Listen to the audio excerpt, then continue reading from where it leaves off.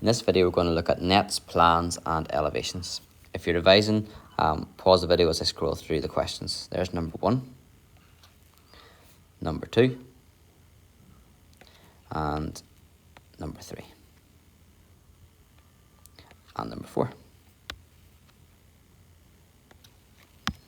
Okay. We have to draw the net of the cube.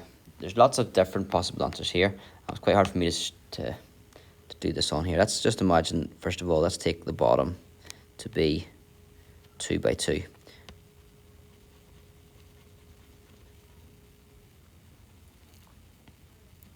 Okay. And then from that one, that's our bottom. You should use your ruler, obviously. You could have the left-hand side, the right-hand side, the front and the back would come out from that. So just very roughly. I know this is not really neat, but hopefully it gets the point across what I'm trying to say. They would be your front, back, left-hand side, right-hand side. They would fold up to make a box with no lid on it. Okay. Don't waste your time colouring in.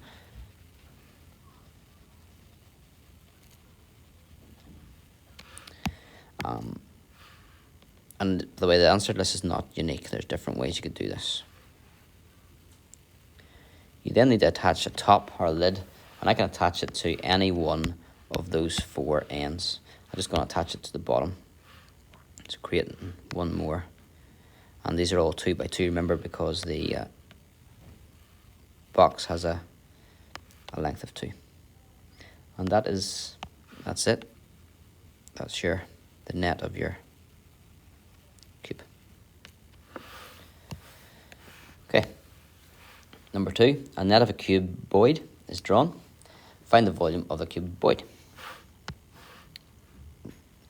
If it's a cuboid, it's going to have 3 dimensions. The cube is 3 dimensions. Every 3D object does have 3 dimensions. The cuboid, though, is going to have possibly up to 3 different ones. So this dimension here is 1, 2, 3, 4, 5. So it's 5 along this edge. This edge is 1, 2, 3, 4, 5, 6. And then the third dimension is this one here, which is 2. So you could imagine this being the base, this being the left-hand side, the right-hand side, the front. You would sort of flip this over. This would be the top, and this would be the back.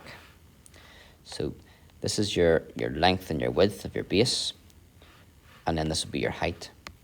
So the volume would be 5 by 6 to get the area of the base, multiplied by the height, which is 2, and that would get you 60 square units, or sorry, 60 cube units.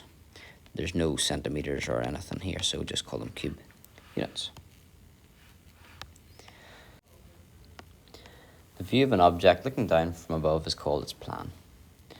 Look at the cylinder right. If you were to look down at it from above, you would see a circle the same size as the top of the cylinder. So here's your circle on the top of the cylinder. If you're looking straight from above, you wouldn't see anything else. You'd just see the circle from a plan view. So this would be the plan. The view of an object looking from the front or the side is called its front view, or its side view, or front or side elevation. That's been cut off there. So look again at the cylinder. If we looked from the front or side, we would see a rectangle the same height and width as the cylinder. This would be the front and side elevation. So question 3, we have to draw the plan, front and side elevation of this shape. So let's look at the plan view. Let's look at it from above.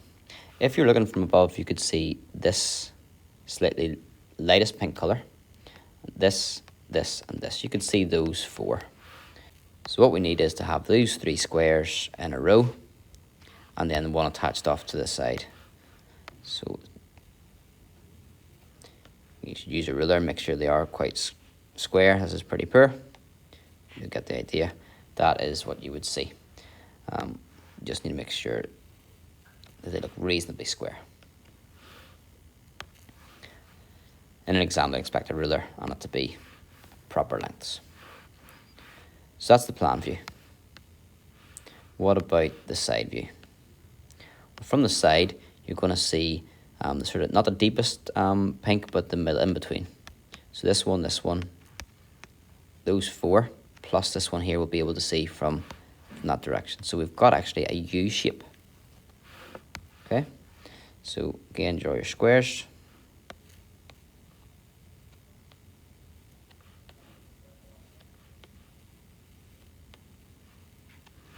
And that's your U shape. And then the front view. If we're looking from this side, you would see the darkest ones, these three, but also see that one at the back. And that means you actually just get a square shape. Sometimes you might want to shade ones in, like this one here can be slightly deeper than the other three, but essentially that's what you see. And here, one of those is going to be further back, this one here, so you could shade it differently, but you still would just see that U shape. And finally in the plan, these two are higher up than these two, so you could shade them slightly differently, but you'll still get that sort of L shape on its side. Question 4, we have to construct the solid on isometric paper given the plan, side elevation and front elevation. So if we take the side view first of all, we're going to have 2 squares along the bottom and then 1 square up from that. So 2 squares along the bottom and then 1 square up. Now it's not straightforward like I've made it. That's the side elevation, so you just draw the side. You've got to also sort of look at the front as well. Now, I've done this video a few times, it's hard to explain it, but you're sort of looking at 2 things at once. Some of these squares could be sitting deeper. So this square here, or in the case it'll become a cube, could be sitting back a bit, or this one could be sitting back a bit. But I know that from the front view, there's sort of 3 sitting at the front, and then the one that goes back has to be on the left-hand side, so that this cube here can't be going back because there's no spaces here. There's no appearance of a cube being at the back from the front elevation.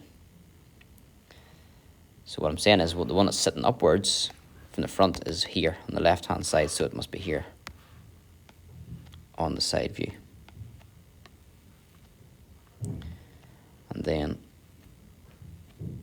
that's what I can glean from the sort of the side view and by looking a wee bit at the front.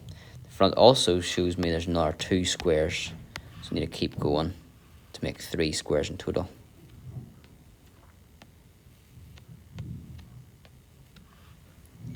And that's what we get.